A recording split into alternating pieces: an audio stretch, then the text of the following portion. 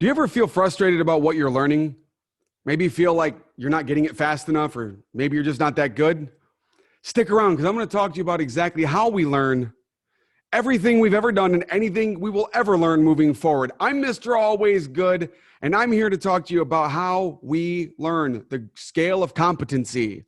And it starts with the same fact for everything. No different than when you first learned to walk as a child, crawl, you learn to talk, and that's simply unconsciously incompetent. Because let's face it, you don't know what you don't know. And the only way to move from there to the next step in the process is to learn what you don't know, bringing you to where you become consciously incompetent. Because now you know what you didn't know. Gives you something to work on, gives you somewhere to start. Now here's where we start moving. That's a painful place to be. Oh crap, now I realize I didn't know how to do that. But if it's something you need to work on, something you're trying to improve at, something you're good at, you want to get better at, you have to move into the next step, which is the scariest place. And the scariest place on that scale is when we become consciously competent.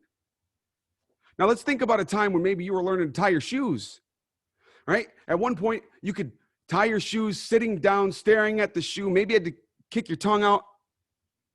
Well, and if, God forbid, someone interrupted you in that process, you're like, stop, I'm tying my shoe. That's the scariest place to be because you know what you need to do. You know how to do it, but you don't have the confidence in yourself to really do it. You have to think every step of the way. The next step, the place that we all really want to get to, the mastery level of when you are finally unconsciously competent. That's right. You can now tie your shoe, talk to your friend, answer a phone call, and chew gum at the same time.